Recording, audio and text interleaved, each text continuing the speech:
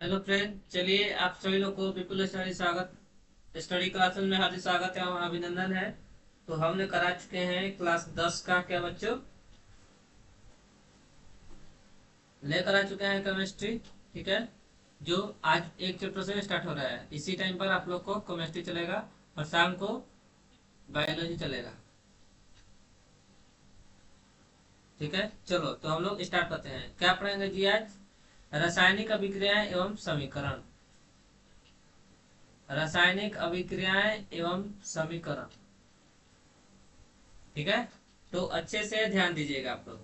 तो पहले हम लोग जानेंगे रासायनिक अभिक्रिया। ऐसा पदार्थ जिसमें नए गुण वाले पदार्थों का निर्माण होता है उसे रासायनिक अभिक्रिया।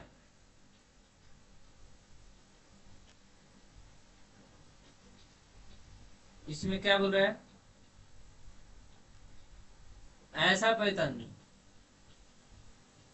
जिसमें नए गुण वाले पदार्थों का निर्माण होता है उसे हम लोग क्या बोलते हैं? उसे उसे हम लोग बोलते हैं रासायनिक अभिक्रिया। अतः ऐसा पदार्थ जिसमें नए गुण वाला पदार्थ का निर्माण होता है तो उसे हम लोग क्या बोलते हैं? रासायनिक अभिक्रिया। उदाहरण जैसे भोजन का पचना, पाचन, श्वसन, लोहे पर जंग लगना इत्यादि, ये सब क्या है? ये सब रासायनिक अभिक्रिया के उदाहरण हैं। तो आप लोग लिख लीजिए। लिखेगा बाद में। आप लोग वीडियो थोड़ा, मेरा वीडियो थोड़ा स्लो कर लीजिएगा और स्लो करते करते आप लोग लिख लीजिएगा। बोलिए, कोई दिक्कत?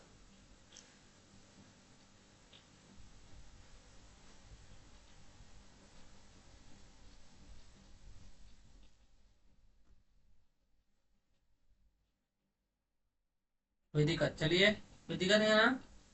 चलिए हम लोग अब आगे बढ़ते हैं। यहाँ तक क्लियर हुआ?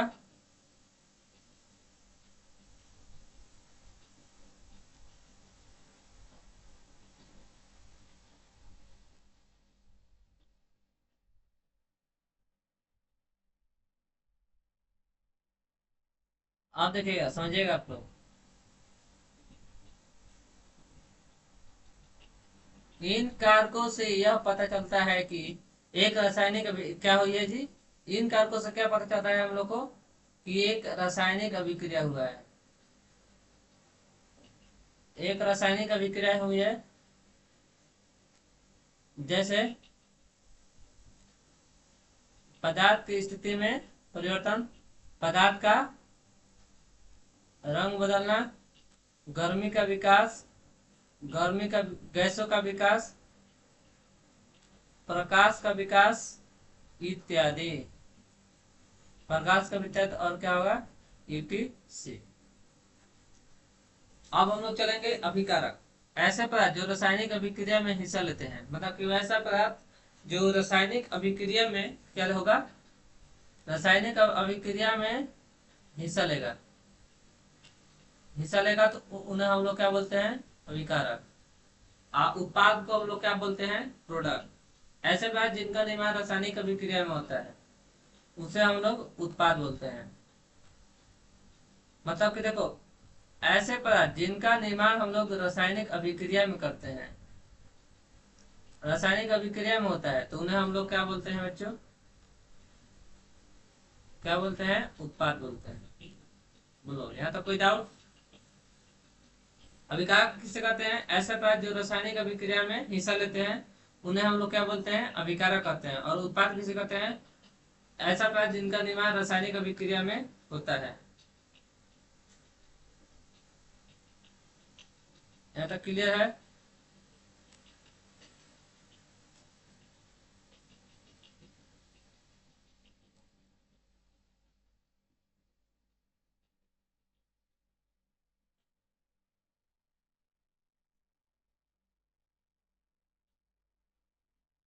एग्जाम्पल लिखिएगा।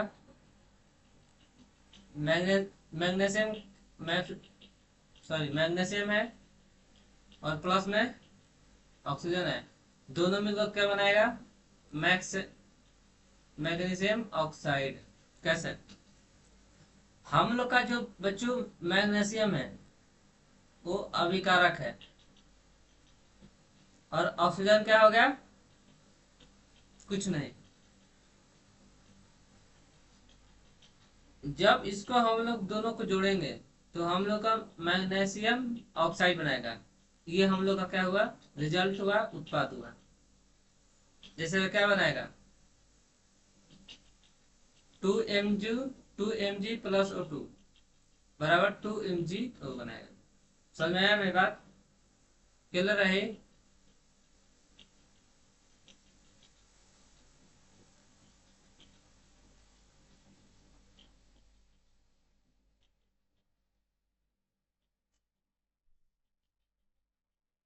अब हम लोग पढ़ेंगे क्रियाकलाप। पहले क्रियाकलाप भी पढ़ना अब जरूरी हो गया है। देखो क्रियाकलाप, आप लोग बच्चों क्रियाकलाप पढ़ेंगे, थोड़ा हम लोग एक्सपेरिमेंट करना भी सीख जाएं कि आखिर मैग्नीशियम ऑक्साइड बना तो बना कैसे। देखो, एक मैग्नीशियम रिबन लेकर उसका दहन करने से पहले उसको रेगमाल से साफ किया जाता है, क्योंकि रेगमाल से मैग्नीशियम को साफ करने से उनके साथ जुड़ी हुई अशुद्धता दूर हो जाती है।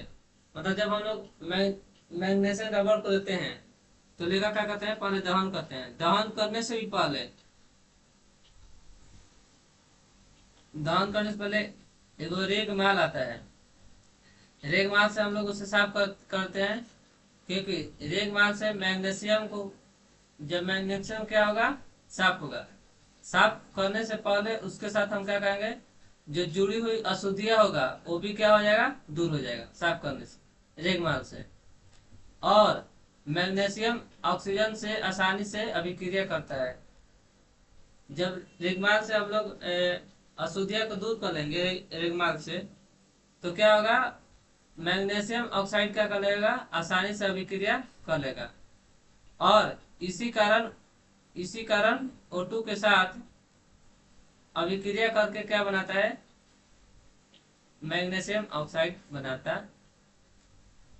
बोलो समझ में आया, समझ में आया ना।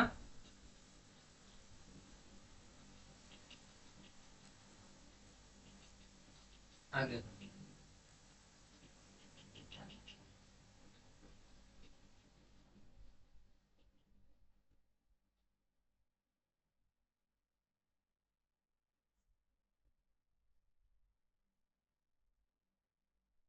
इसको आप लोग VVI डाल दीजिएगा, बहुत बार एग्जाम में आता है ये। टेंथ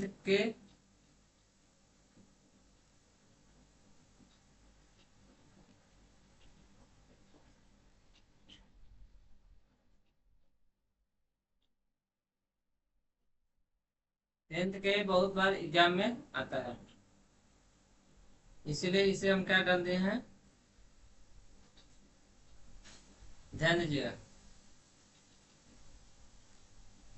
दो या दो से अधिक अभिकारक मिलकर जब दो या दो से अधिक उत्पादों का निर्माण करते हैं तो इस प्रकार से संपन्न होने वाली समीकरण ही क्या कहलाती है, रासायनिक समीकरण, यानी केमिकल केमिकल केमिकल क्या कहलाते हैं, केमिकल इक्वेशन कहा जाता है। कैसे, जब दो या दो से अधिक, जब देखो, जब दो या दो से कोई भी अभिकारक होगा,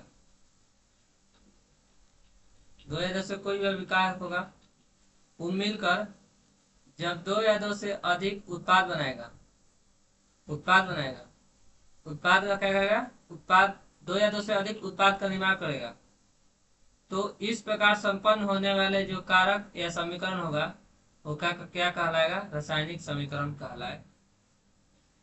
समझ में आई बात। एग्जाम्पल, जैसे लेड नाइट्रेट है, लेड नाइट्रेट है और पोटेशियम आयोडाइड है, तो क्या बनाएगा, lead iodide plus potassium nitrate. तो ये क्या हो गया, उत्पाद, ये रिजल्ट हो गया, ये प्रोडक्ट हो गया, और हम लोग का ये अभी कारण। बोलो समझ में आया। आगे समझो।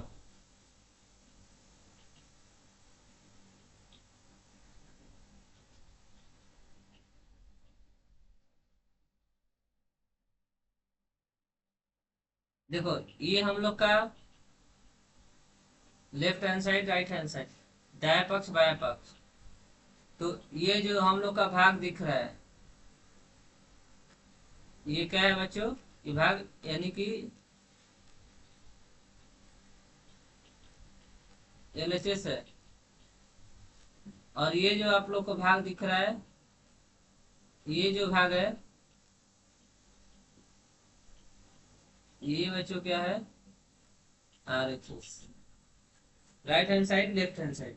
बोलो, समझ में आई मेरी बात?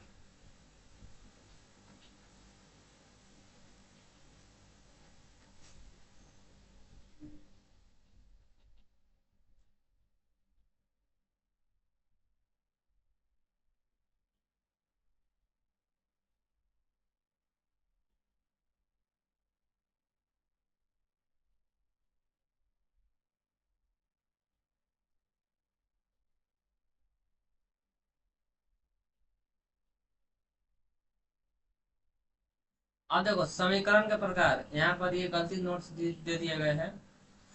अब देखो हम लोग समीकरण का प्रकार, समीकरण यानी कि दो प्रकार का होता है। पहला संतुलित होगा, संतुलित रासायनिक समीकरण। दूसरा का असंतुलित। संतुलित में क्या होगा? ऐसी रासायनिक समीकरण जिनके दोनों पक्ष में प्रत्येक तक परमाणु संख्या क्या होती है? बराबर होती है। तो वह संतुलित समीकरण समीकरण कहलाएगा। रासायनिक समीकरण को संतुलित करने की विधि को हीट या ट्रायल विधि भी कहते हैं। रासायनिक समीकरण को संतुलित करने के लिए कौन सा इस विधि को क्या बोलेंगे? हीट या ट्रायल विधि कहते हैं।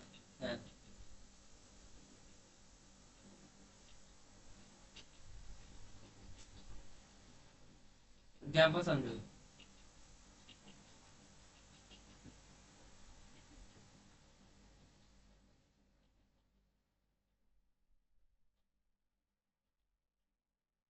एग्जाम्पल Fe+H2, तो दोनों मिलाकर क्या बनेगा?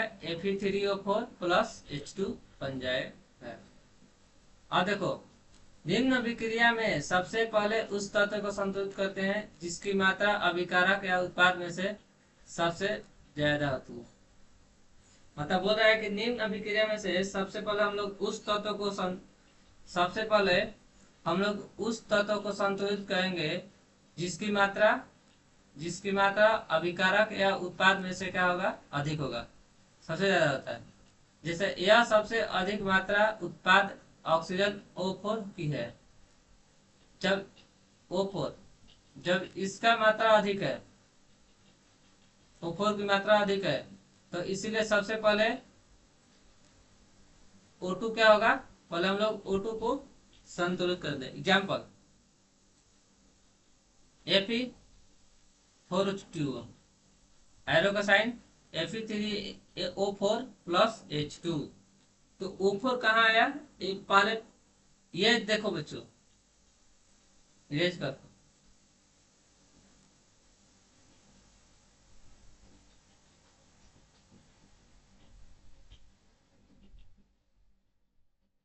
देखो ये जो 4 होगा,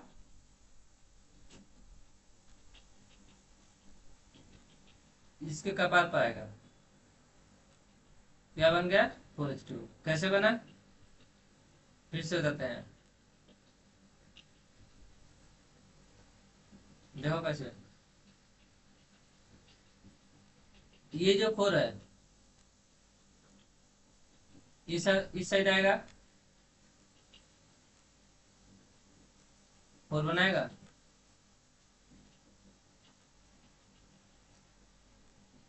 बनाएगा 4H2। तो बोलो, समझ आई मेरी बात? तो ये 4 का हुआ, बाहर आया, तो H2 हो गया। उसके बाद सब हम लोग का, तो H2 क्या है? O2 क्या है? पहले हम लोग O2 का क्या करेंगे, संतुलित करेंगे। O2 हम लोग का पहले संतुलित होगा। समझाई मेरी बात?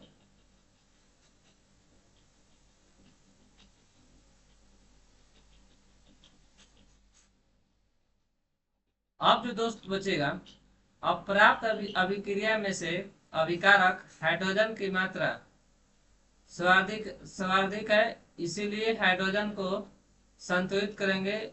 इस प्रकार उत्पाद हाइड्रोजन के आगे क्या लगाएंगे बच्चों, 4 लगाएंगे। Fe+4H2O, तो हाइड्रोजन के आगे 4 लगा, क्यों लगा बता दिए। हाइड्रोजन की मात्रा सबसे अधिक है, इसीलिए 4 क्या होगा आगे। और 4H2, H2 के सामने 4 कैसे आया, ये कोई बताएगा? तो इसके लिए कल हम लोग मिलेंगे क्वेश्चन, ठीक है।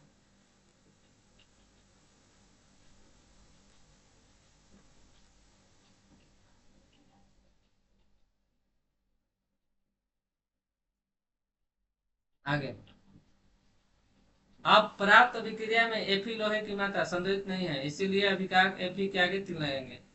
अब देखो, जब पर्याप्त मात्रा में Fe नहीं रहेगा, यानी कि लोहा नहीं रहेगा, लोहा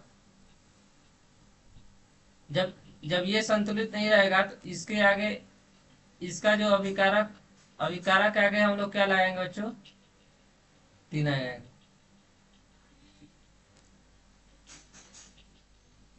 Fe के सामने क्या लगा है,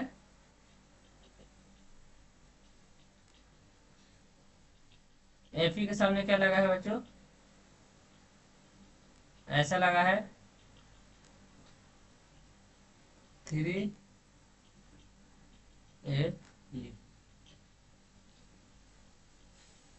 Fe3O4+4H2। इस प्रकार प्राप्त समीकरण संतुलित अभिक्रिया का समीकरण है।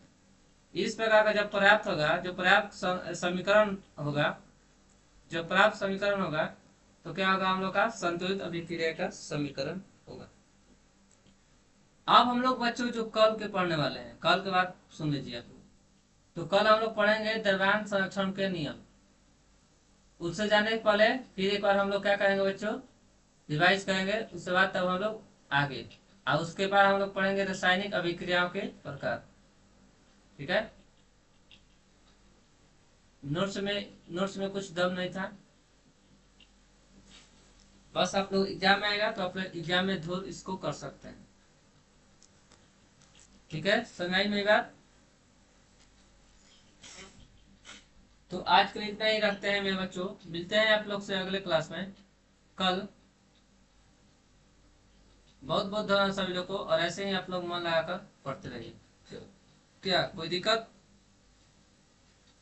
तो चलिए आप लोग जा सकते हैं। बहुत बहुत धन्यवाद।